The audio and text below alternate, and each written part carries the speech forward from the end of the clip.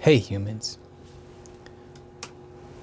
welcome to Read to Me, Matt Dunn. I'm Matt Dunn, and I'm going to read to you. We are in chapter 18.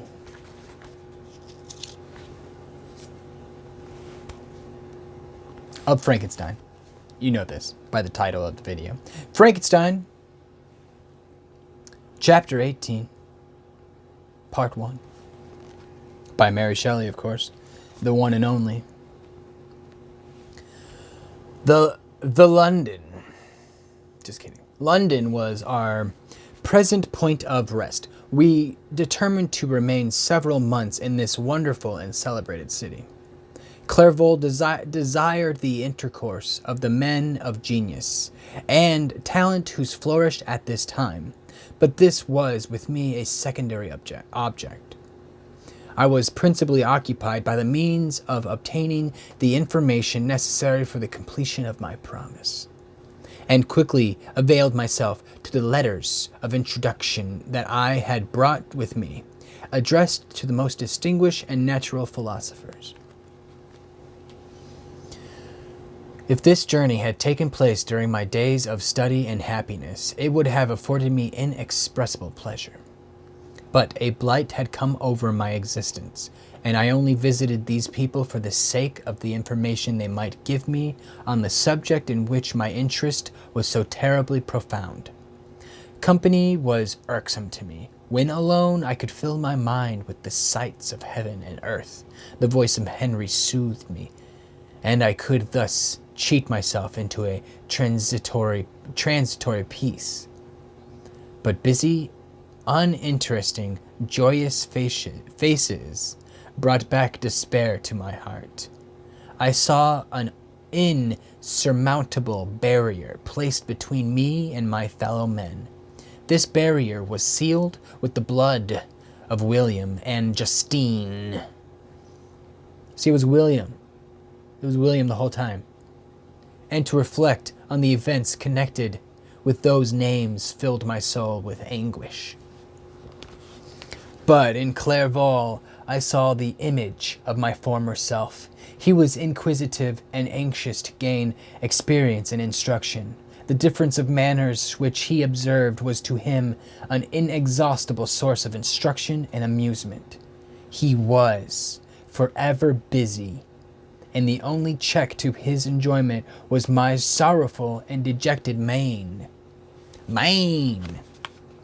I tried to conceal this as much as possible, but I get depressed, I can't help it. That I might not debar him from the pleasures natural to one who was entering into a new scene of life, undisturbed by any care or bitter reflection. I often refused to accompany him, alleging another engagement, that I might remain alone. I now only began to collect the materials necessary for my new creation, and this was to me like the torture of single drops of water continuously falling on the head. Every thought that was devoted to it was an extreme anguish, and every word that I spoke in allusion to it caused my lips to quiver and my heart to palpitate. After passing some months in London, we received a letter from a person in Scotland who had formerly been our visitor at Geneva. He mentioned the beauties of his native country and asked us if those were not sufficient allurements to induce us to prolong our journey as far north as Perth, where he resided. Clerval eagerly desired to accept this invitation, and I, although I abhorred society, wished to view again the mountains and streams and all the wondrous works with which nature adorns her chosen dwelling places. Adorn. Nature. We had arrived at England at the beginning of January, and it was now February. We accordingly determined to commence our journey toward the north at the expiration of another month. In this expedition, we did not intend to follow the great road to Edinburgh. But to visit Windsor, Oxford, Matlock, and the Cumberland Lakes, resolving to arrive at the completion of this tour about the end of July. I packed my chemical instruments and the materials I had collected, resolving to finish my labors in some obscure nook in the northern highlands of Scotland.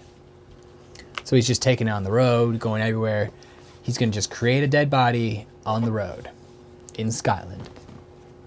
We quitted London on the 27th of March. It is a March. And remained a few days at Windsor, rambling in this beautiful forest. This was a new scene to us mountaineers. The majestic oaks, the quantity of game, and the herds of stately deer were all novelties to us. From thence we proceeded to Oxford. As we entered this city, our minds were filled with the remembrance of the events that had been transacted there more than a century and a half before. There more than a century and a half before. The befores. It was here that Charles I had collected his forces. This city had remained faithful to him, after the whole nation had forsaken his cause to join the standard of Parliament and liberty. The memory of that unfortunate king and his companions, the amiable Falkland, the insolent Gower, his queen and son, gave a peculiar interest to every part of the city, which they might be supposed to have inhabited. The spirit of elder days found a dwelling here, and we delighted to trace its footsteps. If these feelings had not found an imaginary gratification, the appearance of the city had yet in itself sufficient beauty to obtain our admiration. The colleges are ancient and picturesque. The streets are almost magnificent. The sidewalks. Mwah. Oh, the curbs. The cobblestone. Magnificent. And the lovely Isis, which flows beside it through meadows of exquisite verdure, is spread forth into a placid expanse of water, which reflects its majestic assemblage of towers and spires and domes, embosomed among aged trees. Imagine the scenery. Imagine it. It's just too much to goddamn look at. It needs a whole fucking chapter to describe. So beautiful. Hey, puppy. Yeah, did my excitement wake you up? I'm sorry.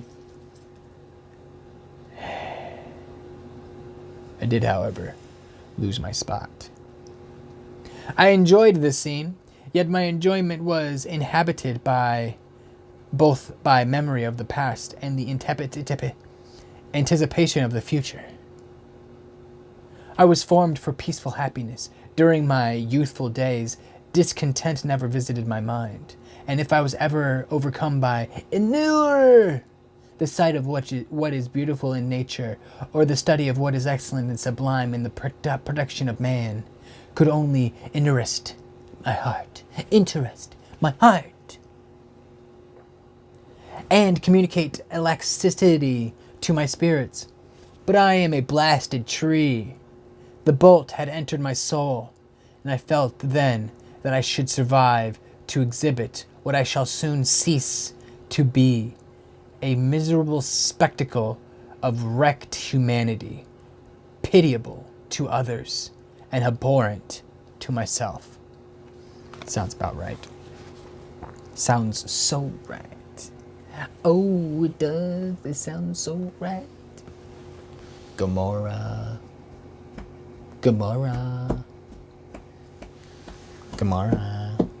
What are you doing? Come here. Come here. You want to come here? Want to come under the camera? You gonna stay there? All right, you stay there. I'm not going to show you on camera. I'm not going to... You come over here. I'm not going to go over there. You come over here? You want... Okay, whatever. So you don't want to be on camera right now. We passed a considerable period at Oxford, rambling among its environs and endeavoring to identify every spot which might relate to the most animating epoch of English history. Our little voyages of discovery were often prolonged by the successive objects that presented themselves. We visited the tomb of the illustrious Hampden and the field on which the patriot fell. For a moment my soul was elevated from its debauchy and miserable fears to contemplate,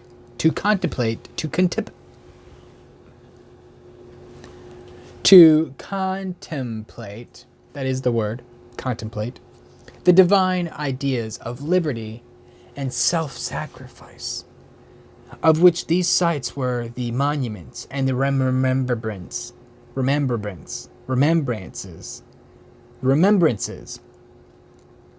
For an instant I dared to shake off my chains, and looked around me with a free and lofty spirit, but the iron had eaten into my flesh, and I sank again, trembling and hopeless, into my miserable self.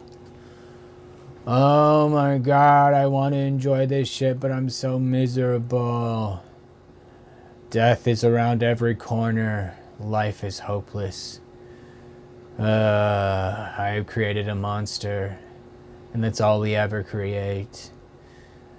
It's an endless cycle. He is just sad and sad. We left Oxford with regret and proceeded to Matlock, which, with our next place of rest, the country in the neighborhood of this village resembled, to a greater degree, the scenery of Switzerland. But everything is on a lower scale, and the green hills want the crown of distant white Alps, which always attend on the piney mountains of my native country. We visited the wondrous cave and the little cabinets of natural history, where the curiosities are disposed of in the same manner as in the collections of Cerveau and Charmanix. The latter name made me tremble when pronounced by Henry, and I hastened to quit Matlock, with which the terrible scene was thus associated. You remember the Chaminax. You remember that. That was the end of part 1. Chaminax. It was one of the people who, I guess, inspired him to do dead bodies. Not do dead bodies, but make them undead bodies. Wow. That was almost weird. Well, he's already doing his cousin and thinking about his sister, who might also be his cousin. So, can't get much weirder than that. Until he makes this female. Now he's going to have 2 dead bodies humping each other. Wow. Wowee, wowee, woo. I haven't seen that kind of shit since... ever. Thanks, Mary Shelley. Let's get on to part 2. If you want me to keep reading, please check out some more of my videos. Give me a thumbs up. Or subscribe. Comment down below if you want to keep talking to me. I promise that we will be friends if you comment down below. But you don't have to be my friend. I am your friend. I am your friend. You are my friend. Anyway, check it out next time.